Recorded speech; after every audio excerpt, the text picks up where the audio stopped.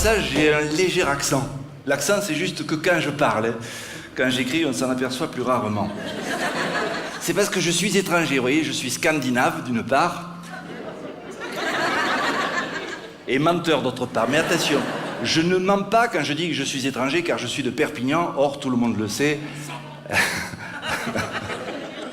Ah, Perpignan, c'est quand même un peu la banlieue nord de Barcelone, ou la banlieue sud de Stockholm. C'est un peu la ZUP, quoi. Nous, les mecs, là-bas, on se ressemble tous. On a tous des carrures de bûcherons, de la moquette un peu partout, et une énorme paire de moustaches, parce que... Ça vous fait quoi de venir vous ressourcer en pays catalan pour les fêtes? C'est vrai que c'est assez rare pour les fêtes, parce qu'en général, le travail se trouve plutôt à Paris, en général, au moment des fêtes. Les dîners spectacles battent leur plein, et puis on a des galas pour les réveillons, en général, dans des banlieues, dans des banlieues, disons, périphériques, comme la Normandie.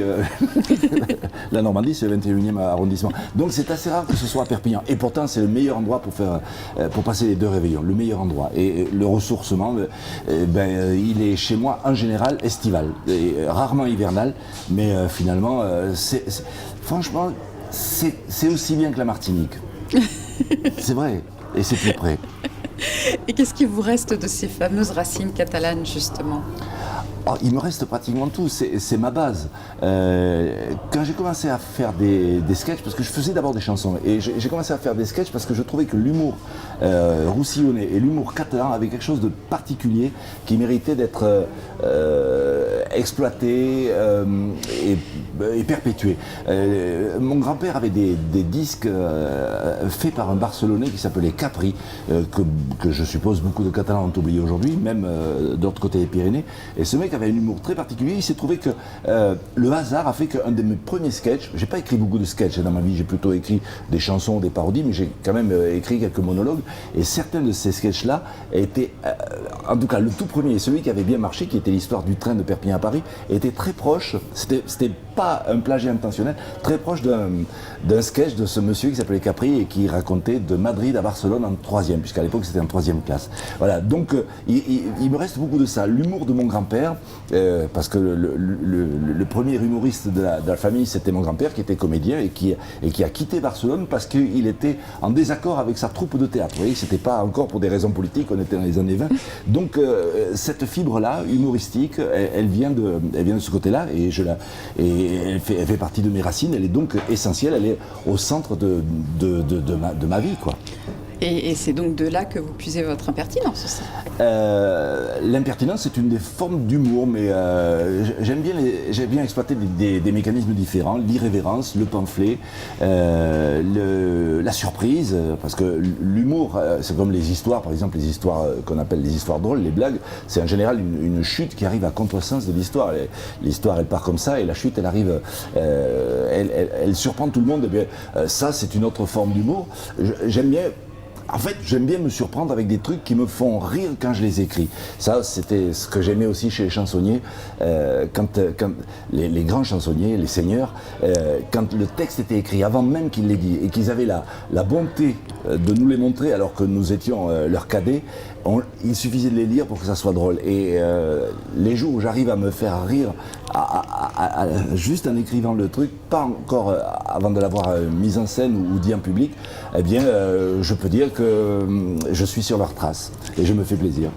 Et c'est comme ça que vous avez créé donc le spectacle avec lequel vous venez ici, dans cet état d'esprit-là, les hallucinations auditives. Alors je pourrais dire que ce spectacle-là, c'est un millefeuille ou la résultante de plusieurs spectacles. Les premières choses que j'écrivais, c'était des chansons, il y a des chansons poétiques, et puis assez vite, j'ai commencé à faire des chansons humoristiques, et puis après, quand je suis monté à Paris, les chansons ne suffisaient pas, il a fallu que je parle un peu, d'abord parce que je suis naturellement timide et il fallait que je puisse un peu être à l'aise avec les gens, et donc pour être à l'aise avec les gens il fallait que je leur parle et avec mon accent que je n'ai pratiquement jamais changé, ça suffisait à rompre la glace.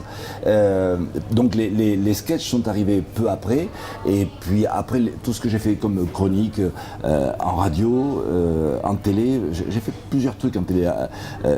En télé, j'ai d'abord fait une émission qui s'appelait Parti d'en rire, qui était sur Télé Luxembourg et Télé Monte Carlo, puis après le Théâtre de Bouvard, où j'ai fait plutôt des sketchs musicaux, des parodies d'opéra, des parodies d'opérette.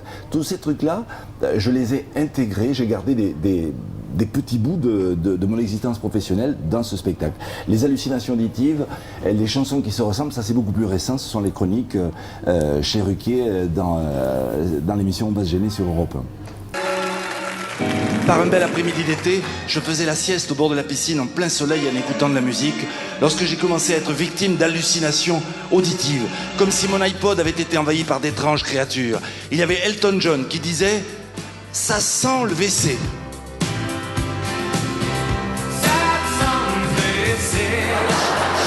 Ça sent le WC.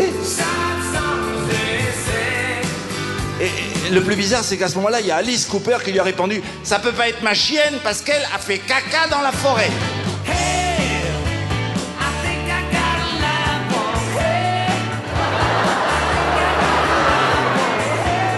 Et Chico, le chanteur des Gypsy Kings, qui connaissait très bien l'itinéraire, a tenu à préciser « Mais avertis donc qu'elle descend par en haut ».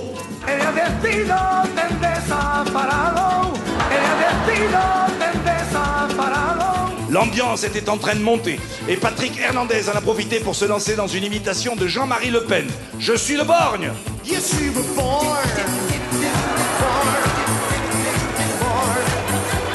Vous abordez aussi bien Elton John que Police, en passant par Metallica, Alice Cooper.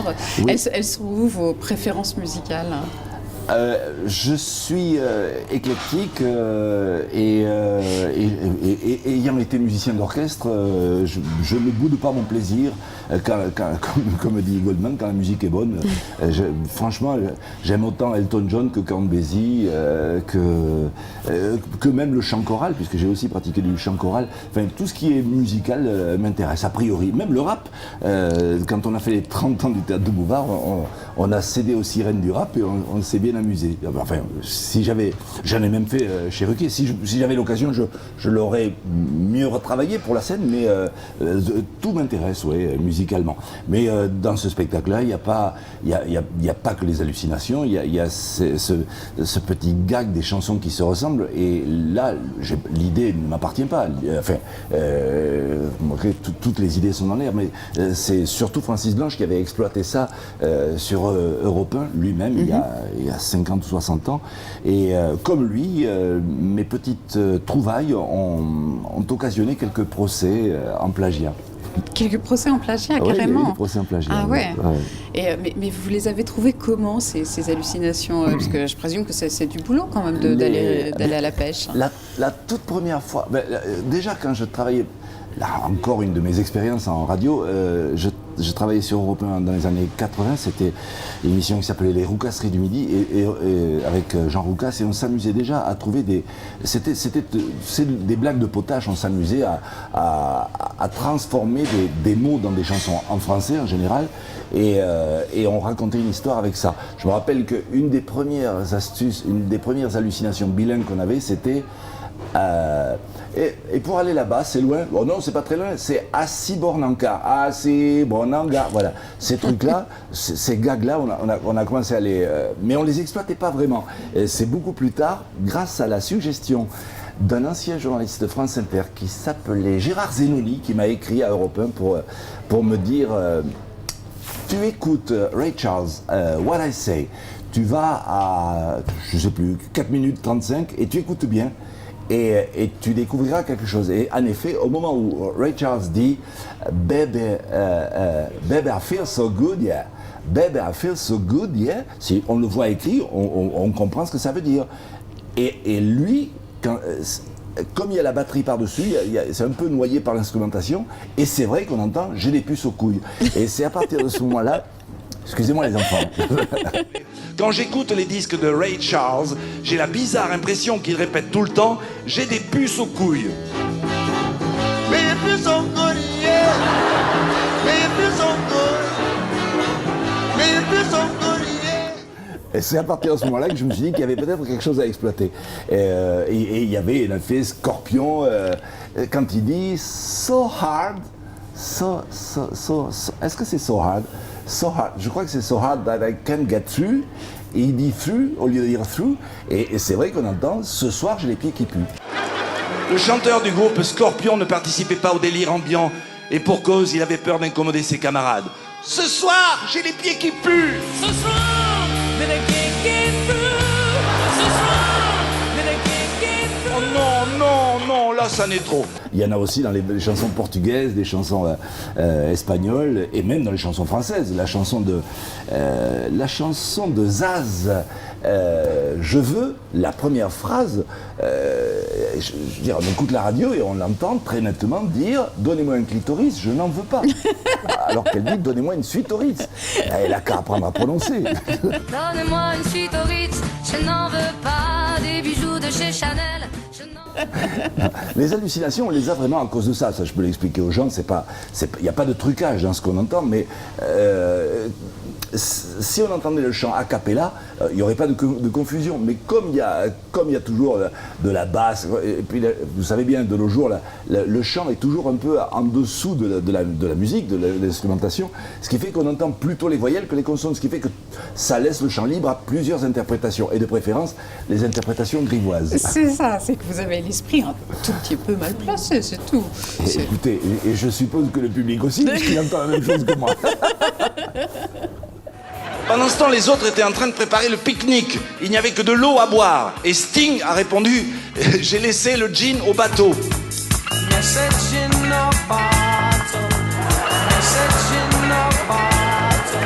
Sting, à qui les autres reprochaient de s'être taillé un morceau de pizza beaucoup trop gros, se défendait comme il pouvait. Mon Opinel a du mal coupé.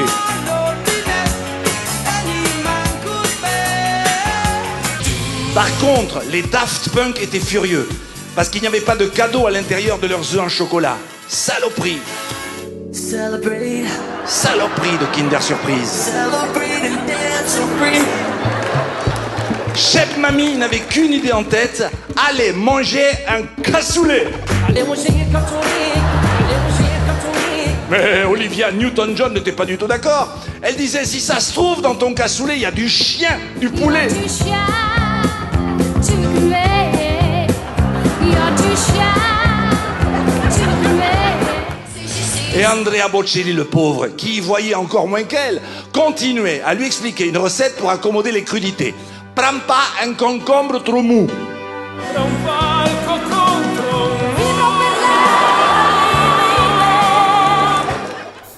Mais justement, vous êtes un amoureux des mots aussi, vous êtes polyglotte, non? Vous parlez plusieurs langues, vous avez fait une licence d'anglais, vous parlez catalan, vous parlez espagnol? Pas trop. Très couramment. Je comprends très bien le catalan et j'arrive à le parler, mais ne me demandez pas de conjuguer dans des modes compliqués. Le subjonctif, je vais éviter, et les temps passés aussi. Mais cela dit, je m'exprime en effet très bien en catalan. On est multilingue ici. Hein. Au départ, on a 3 langues dans les oreilles, le français, l'espagnol et le catalan, parce que à Perpignan, on ne peut pas passer à côté du castillan. Donc, d'ailleurs, ma mère était originaire de Valladolid, et elle parlait castillan avec ses parents, mon père parlait catalan avec ses parents à lui, eux ne se parlaient qu'en français. Donc c'est pour ça que je ne suis pas catalan de langue maternelle, mais de langue paternelle. Mais ça ne se communique pas de la même manière, le catalan du côté paternel. Bref, les 2 langues, je les avais bien dans l'oreille. Et puis après, parce que je suis un garçon compliqué, j'ai étudié l'anglais et l'allemand, parce que je me suis dit que l'espagnol, c'était trop facile. Voilà, et puis ça aide. Et le latin, voilà. Oui, donc c'est vrai, j'aime les mots, je suis de culture classique. Oui. D'accord, effectivement. Mais donc il y a forcément une liaison entre cet amour des mots et le métier que vous faites. Oui, c'est vrai. J'ai commencé à écrire des chansons à 15 ans et toutes les petites bluettes qu'on peut écrire à 15 ans. Et c'était déjà c'était très pétri de classicisme, de toutes ces poésies qu'on apprend, Ronsard, voilà, Verlaine, et puis c'est à partir du moment où j'ai trouvé la petite note d'humour que j'ai senti que ma personnalité était là. En fait, pour tout vous dire, mais je sais pas s'il entendra ça, mais c'est mon prof de français qui m'a perverti. J'avais 17 ans et on faisait des soirées plus ou moins poétiques dans une crêperie qui avait rue de l'Hôpital, en face de l'hôpital militaire. Et pour ces soirées poétiques, un jour, on avait reçu une romancière. Il se trouvait que c'était la sœur de mon prof de français. Quand il a découvert que j'écrivais des chansons, il y avait une chanson déjà un petit peu grivoise. Il m'a dit, mais je ne savais pas que tu écrivais des trucs comme ça. Et on est devenus copains, ce qui fait que c'était pas peut-être toujours facile pour lui d'être à la fois mon pote et mon prof, mais il a commencé à me brancher sur des trucs qui étaient tous à double sens. Un peu trop... Après, avec le recul, je peux dire que c'était peut-être un peu trop gaulois, un peu trop paillard. Pas paillard au sens... Enfin, moi, je préfère quand même parler de certaines choses à mots couverts. Voilà. J'adore les chansons codées. Voilà. Par exemple, la chanson Contre-Pétri qui est dans mon spectacle, voilà, c'est ça. J'aime bien que ça soit pas évident. Il faut que le public fasse un effort quand même. Oui, c'est pas par pure timidité, c'est juste pour que le public y aille, quoi. Le public, oui, puis moi aussi, parce que c'est un exercice de style, et donc ça vaut toujours le coup d'être tenté. C'est vrai que je suis passionné par les codes, les lettres codées, par exemple. La lettre codée de Musset à George Sand, et la réponse de George Sand, où il faut lire les premiers mots. Par exemple, ça, c'est... Mais quand une femme vous répond ça, mais elle est encore plus désirable, quoi. Je vois. Avec ce code-là, voilà. Quand elle a compris le code, déjà, il faut qu'elle comprenne le code, mais elle l'avait compris, c'était George Sand. Oui, tout de même, c'était une femme de lettres. Et une dernière question, pas la plus importante, mais quand même. Michel Delpech, il sait que c'est vous qui lui avez piqué sa moustache. Non, alors, la moustache, cet accessoire pileux qui me vaut bien des réflexions, je dirais que c'est amusant, ça n'est pas... Mais quand on a la moustache, et ce depuis longtemps, puisque j'ai commencé à avoir la moustache quand j'étais pion au CES de Tuire, j'étais encore un peu jeune et je trouvais que la moustache me conférait une certaine autorité, par rapport à ces jeunes qui étaient à peine plus jeunes que moi, quoi. Je devais avoir une vingtaine d'années et les plus âgés avaient 15 ou 16 ans. Et j'ai gardé la moustache comme ça parce que après, les rares fois où je l'ai rasée, je ne ressemblais plus à rien. Je me rappelle qu'une fois, c'est pour ça, quand j'ai pas la moustache, je ressemble à Delpech. Non, mais je trouve que c'est avec la moustache que vous avez déposé de Delpech. Et sans la moustache, c'est encore plus flagrant. Allez savoir pourquoi. Oui, c'est vrai. Et Bigard, je me rappelle une fois, on était à un anniversaire, d'habitude on se saluait, il a fait tout le tour de la table et je suis le seul qui n'a pas salué. Et j'étais quand même, je lui ai dit qu'est-ce que je lui ai fait. Et j'ai pas osé lui en parler sur le coup. On s'est revus il y a pas longtemps, enfin quelques années plus tard chez Ruquier, et il me dit qu'est-ce que tu deviens. J'avais à nouveau la moustache. J'ai dit mais la dernière fois qu'on s'est vu, tu m'as pas salué à l'anniversaire de Colaro. Et il me dit, mais tu n'avais pas la moustache, je ne peux pas te reconnaître. Hein. Voilà. Voilà. Donc, et puis d'autres, des copains ici, qui me croisent sans me dire bonjour. Donc je suis obligé de la garder, je suis esclave de ma moustache. Voilà. Et c'est vrai que ça occasionne des réflexions sur Facebook. Oui, je suis sur Facebook. Par exemple, je ressens...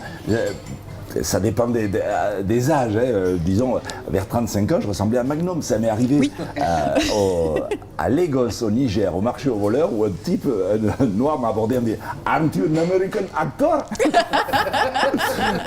Et quand c'est pas lui, c'est Magdan. Mais ça, on l'avait prouvé au Théâtre de Bouvard, où Magdan avait été l'invité. On peut le trouver sur Internet. Et, Bouvard m'avait demandé de faire une chanson sur le thème de la ressemblance. Et côte à côte, on voit bien qu'on ne ressemble pas. Ouais. Ma femme me trouve beaucoup plus beau et la femme de Magdan le trouvait beaucoup plus beau. Ça se tient. Eh ben, très bien, merci beaucoup Sergi Hadot. Je vous en prie. Ça prouve bien qu'on n'en est jamais vraiment guéri des hallucinations auditives. Faites gaffe parce qu'à partir de maintenant, vous aussi vous êtes contaminés. Et pour vous tous, le cauchemar a déjà commencé. Voilà, Monsieur Serge Liado. Merci à vous. Quel succès!